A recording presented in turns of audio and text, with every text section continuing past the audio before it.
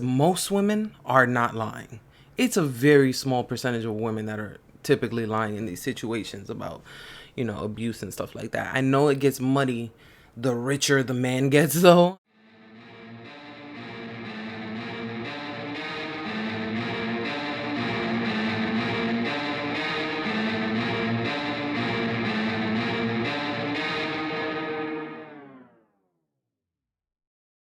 What's up, everybody? If you're new here, my name is Defia. If you're not new here, thank you for coming back.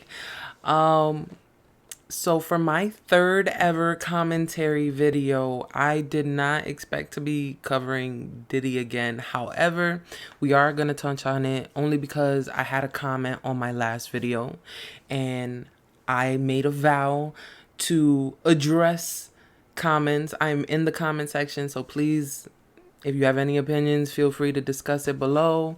Make sure to subscribe and hit the notifications and all that good stuff, like the video, yada, yada, yada. I do want to make one off-topic point before I get into the video. Y'all see these lights? Y'all see this? Y'all see these lights? This lighting situation? I'm really trying here. I look like a YouTuber, right? I even put the little blue color in the background. Like, I'm really doing this. Video number 3, okay? I also have my podcast, which we're on episode 77. And now for season 6, all the episodes are also here on my YouTube. So again, subscribe. If you like long form content like that, pods are over an hour all the time. These videos tend to be short, 15 minutes, 20 minutes. I think my last one was almost 30 though, but it just depends how I feel, to be perfectly honest. They're not super scripted. However, I did get a handy dandy notebook. So, and this notebook is so cute. I got it on clearance. It was 90% off. Let me tell you. It says, do more of what makes you happy. And you know what makes me happy? Working. So I've been working a lot. I jotted down only a couple things that I wanted to talk about because I mentioned a gentleman who had been addressing Diddy.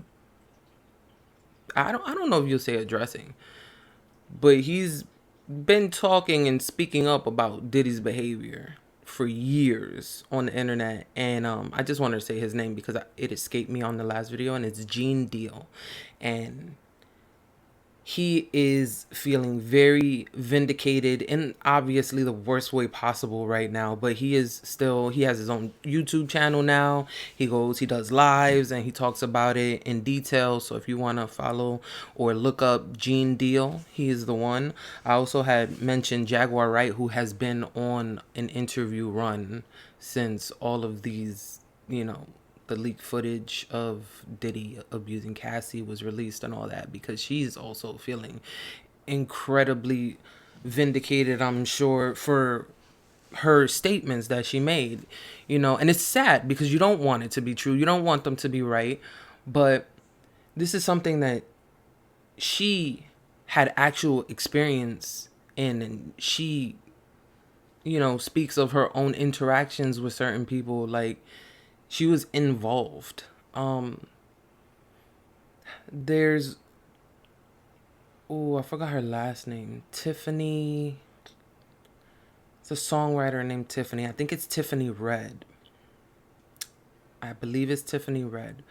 But she is also doing a lot of interviews lately. And she's actually, I knew her for a whole different reason. I didn't know she had anything. I didn't know she was Cassie's best friend and she had anything to do with the whole Diddy situation. She tells a story about how she saw Diddy dangle a woman from like the 54th floor of a building, like some crazy stuff.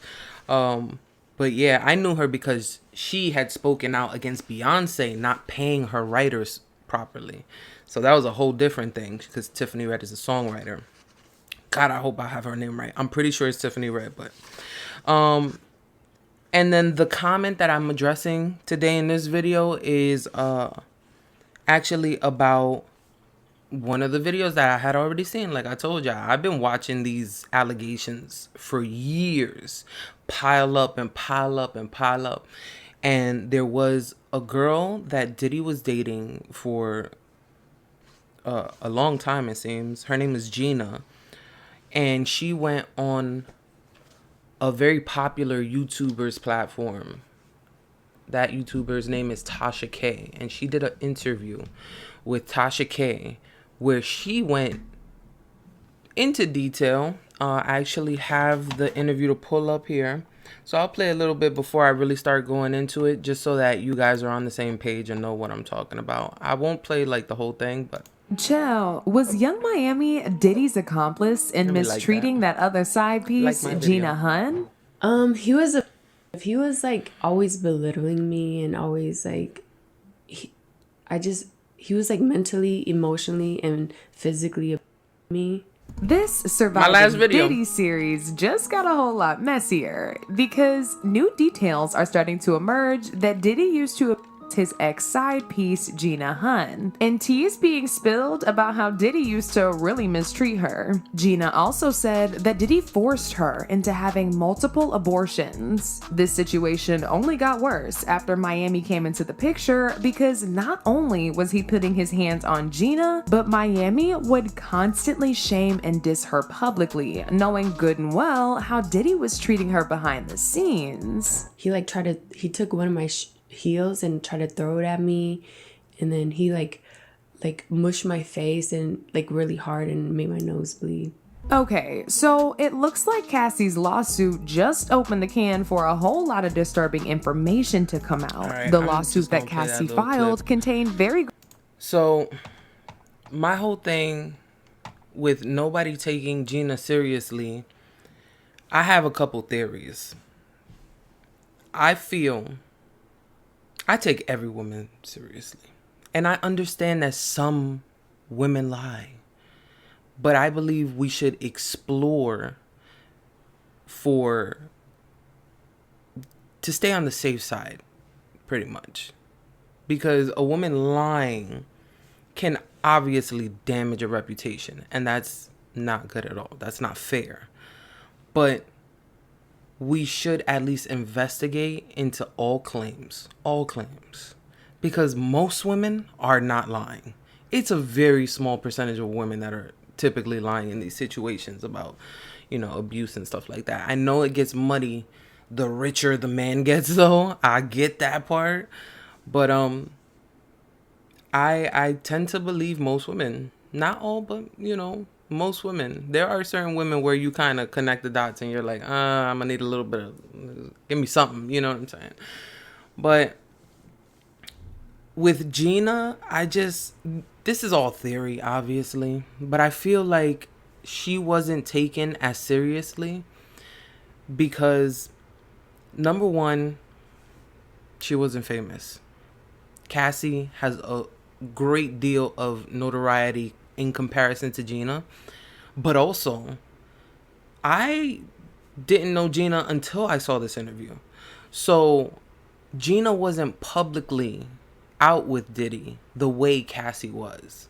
So there's a certain rapport that Cassie held and a certain level of respect being the public girlfriend, if you will. So I feel like that's a reason why Gina kind of got swept under the rug and not taken as seriously as she should have been. I also feel, and this may be offensive, I'm sorry if you're watching, Gina, but you did not prepare for the interview in the proper way.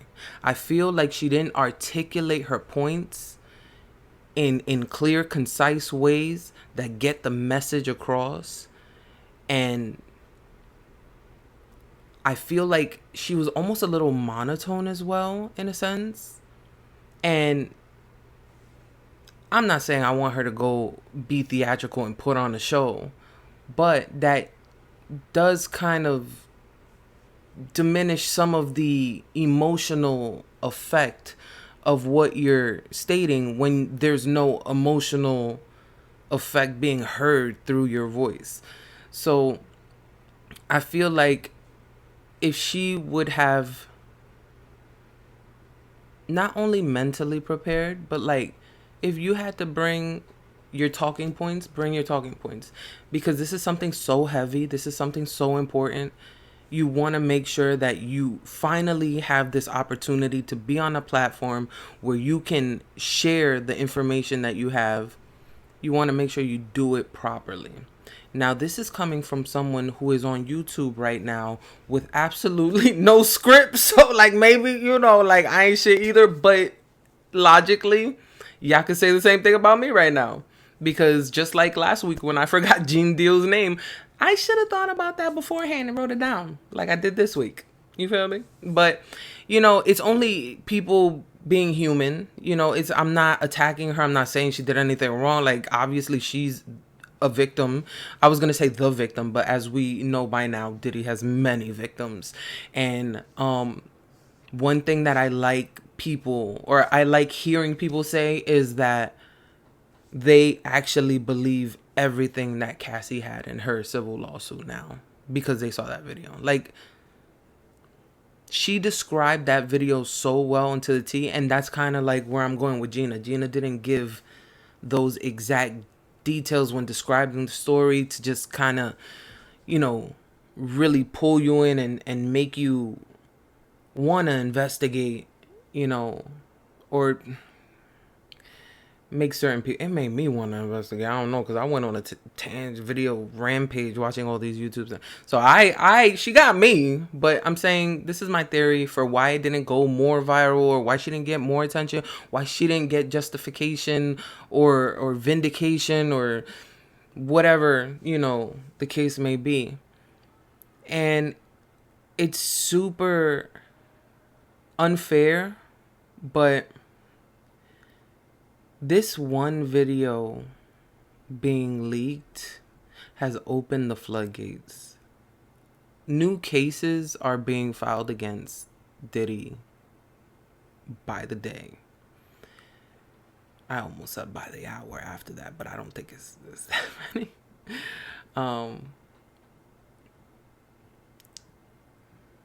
And there will be people still defending everything.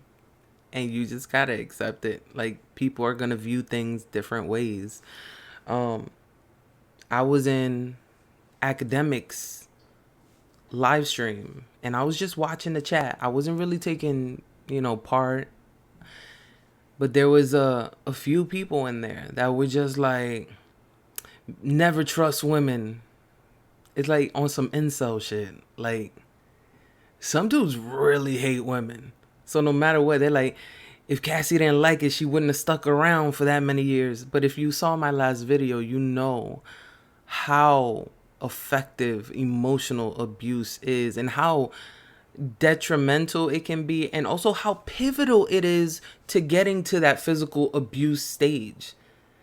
And that's another mistake I made in my last video. I want to apologize because I said that it was 50 Cent song, I Get in They Head Before I Get in They Bed, and I was wrong. It was a Bad Boy song. Mace said it. Sorry, Mace. But he said it in there's some jealous guys in our town. Oh, babe. Oh, man, I love that song. But yeah, he said that. But the fact remains, that's an old saying, that's known for pimps. So you get in their head before you get in their bed. It's the emotional abuse, building that attachment, building that dependency, that addiction, that trauma bond. And then you can do whatever you want to that person. At that point, they're a puppet, It's literally this. The abuser's the hand. I know y'all got that. I know y'all not stupid, but let me just say the abuser's the hand and pretend I have something on my hand that would be the abusee. But yeah, at that point, once they get that emotional abuse in, they can do whatever they want, and people don't realize that. They don't take that into consideration. They actually think that these people have all this free will. And what they don't understand either, because what I heard a lot too, is people saying, what about the people around? Why they ain't do nothing? Why they ain't stop? The people around have no clue that they are also being controlled to an extent a lot of the time. So in psychology, when it comes to narcissism, what they call those enablers around the situation, they don't necessarily have to enable either. Because enable, you think enabling, you think helping. and conspiring. It's not necessarily that. It could be just turning a blind eye, not realizing what's going on because you're so blinded by the rose-colored goggles, you know, because you're cool with this person. They can't possibly be doing this other stuff. And those people are called flying monkeys. Yes, like in The Wizard of Oz, the Wicked Witch of the West had the flying monkeys, and they would do her bidding, and you know, they would basically like do whatever she wanted. They were her minions.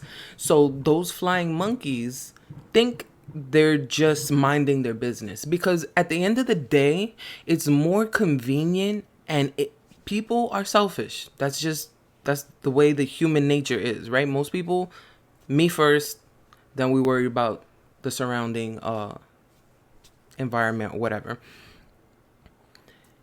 It's more convenient to have a blind eye to certain things, to ignore, to mind your business. Drink your water and mind your business. That's what they say. So it's more convenient, it's more fruitful to them, and sometimes more beneficial to them to not acknowledge or not address these things that these terrible people are doing, because addressing it wouldn't benefit them. If anything, it would loop them in closer to the drama that they don't want to be a part of. So they're emotionally being manipulated and they don't even know it. And it's partially innate, but it's partially the circumstance. And if there is an actual, you know, narcissist, sociopath, whatever it is, doing what they do and what they do best and what they know how to do, you know? So these situations are hard when it comes to blaming. That's why when I talk on all these topics, I mentioned, I think on my first video that I did on here about a week and a half ago, that I did a whole podcast episode on narcissism. And I always say it, like, people throw these terms around. People call everybody as a narcissist. Everything is, first of all, we all have a level of narcissism to us. It's a spectrum and we're all on it. There's no 0% narcissist in the world in the history of humanity. Okay. Most of us are very low on that scale, however, because basically, like I mentioned in the last podcast, narcissists tend to be emotionally stunted at the toddler level. So like 2-3 years old, that's it. They never grow emotionally past that. That's why narcissists are more nurture versus nature. They have these traumatic childhood experiences. They bring it with them. They never let it go. And that's why they never let go of anything else, including the shame that they have for themselves. It's a whole thing. it's a whole thing.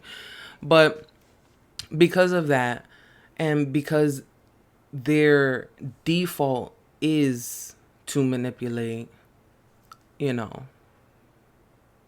they don't just manipulate one person. They typically abuse, you know, specific people. They don't abuse they're nice to everybody. You know what I'm saying? But those people that they do abuse, they take it all out on them so that they have the energy to go be nice to everybody else. They gotta dump it. They gotta dump the animosity and the shame and the anger and the, you know, it's a whole thing. And that's what you saw.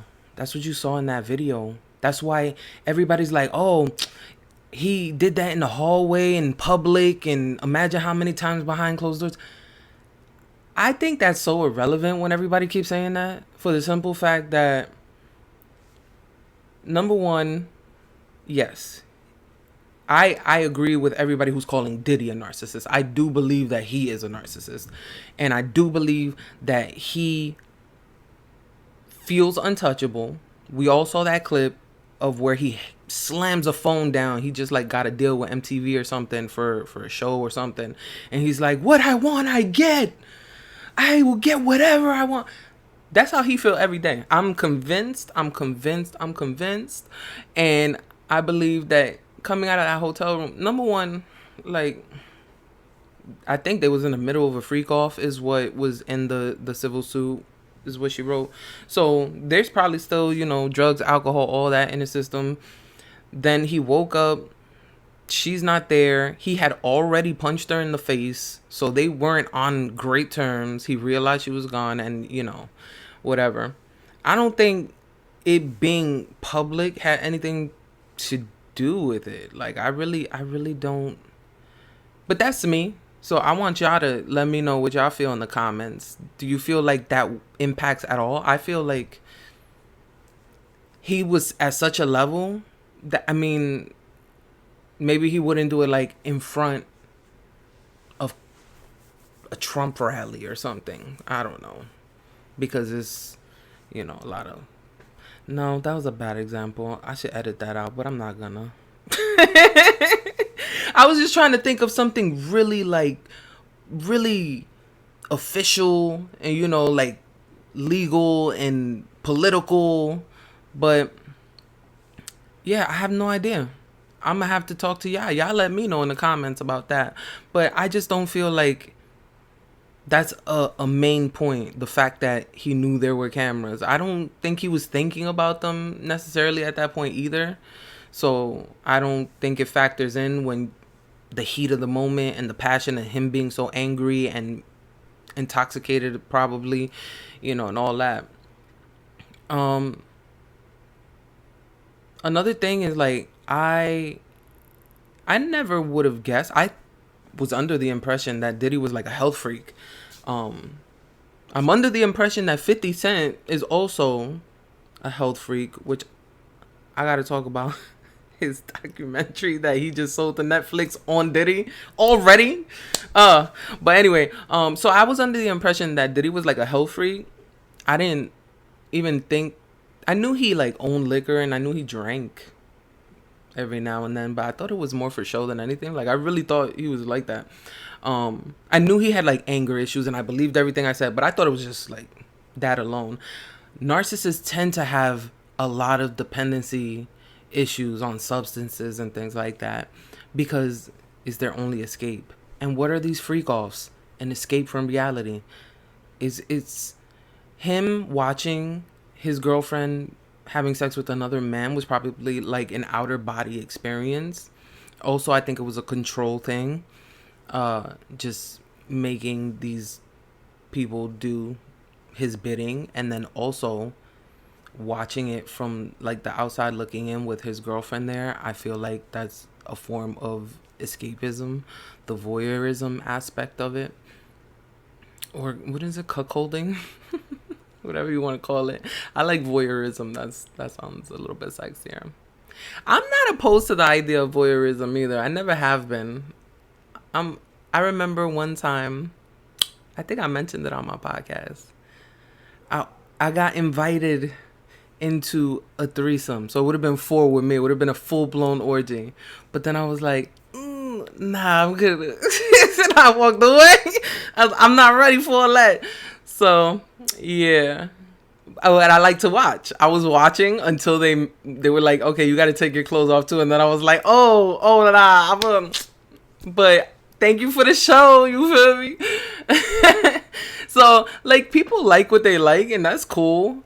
There's nothing wrong with that. It's when it gets abusive and when it starts crossing lines and boundaries and, yeah, forcing people to do things against their will. That's not allowed. That's not allowed. But anyway, so Diddy 50 he already completed a documentary on Diddy and had a bidding war across different streaming services. And of course Netflix won. They got the bag. They're the biggest streaming service around, right? But what got me, because that wasn't too shocking. The speed was good though. I was like, wow, 50 really was not playing with this man. He's probably been doing just as much research over the years as I have. Like, I think he knew about Gina. He knew about all that stuff, all the stuff that Gene Deal said, all the stuff that Jaguar Wright said. I think he knew about all that for years. That's why he would go on Drink Champs and make certain comments and say certain things and talk about, I don't want to party with Diddy, right? But the name... I hope y'all feeling some like suspense if y'all don't know it already. If y'all know it already, I know why I'm so hype about it though.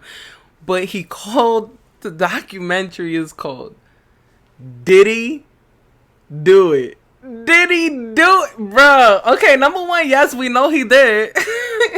But Did He Do It is fucking hilarious. He walked into the game as a villain. The song that got everybody talking was How to Rob, where he dissed every famous rapper at the time.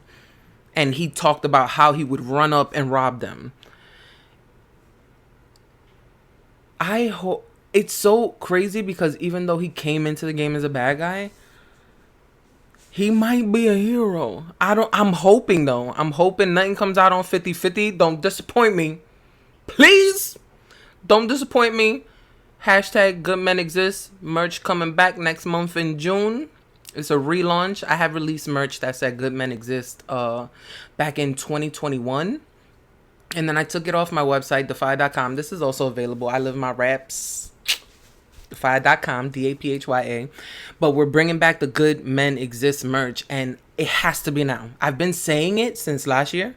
But it has to be now. For the simple fact that right now, with all this shit going on in Hollywood and the industry, with Diddy, with everybody attached to Diddy, there are a lot of women, there are a lot of people in general losing faith and losing their confidence in the fact that good men exist. And we don't want that. For the good men that are out there, for the good men that take a stance, for the good men who apologize and take accountability, for the good men who take action, for the good men who stand up for the victims, for the good men who speak out, for the good men, period. We need to keep that faith alive, that good men exist. Because they do. There are a lot of bad men. And there are a lot of bad women too. There's just a lot of bad people in the world. That's the fact of fucking life. But good men do exist. So keep that alive. I'm going to end it on that note because I got a little bit passionate or whatever. But I've stood by that message since I started selling the merch back in 2021, and I stand by it now. But I feel like the world needs it more than ever. So in June, I don't know exactly which date yet. I'll keep you updated. Subscribe, like, comment, yada yada. Notification bell. Pay my bills. That's not what I meant to say. But yeah, that'll be it. And I will be back with another video in probably a few days. I just dropped episode 77 of my podcast yesterday, so that video is also available on my page. Once again, defy.com. I do have clothing and music available there. But yeah, the new merch is going to drop in June. And I just want to thank everybody who's been watching these videos. I want to especially thank everybody who's been commenting and interacting and who made this third video possible. So I got to address the Gina situation. And yeah, that's pretty much it. So just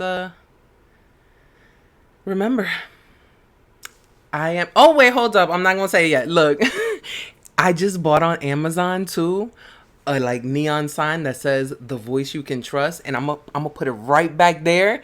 I'm a YouTuber now, bitch. Stop it. I got the neon lights and everything. Stop playing with me. Stop playing with me. I'm not even gonna write no more songs. Just kidding. Just kidding. I had a few people panic there for a second. Just kidding. I'm still gonna write the songs.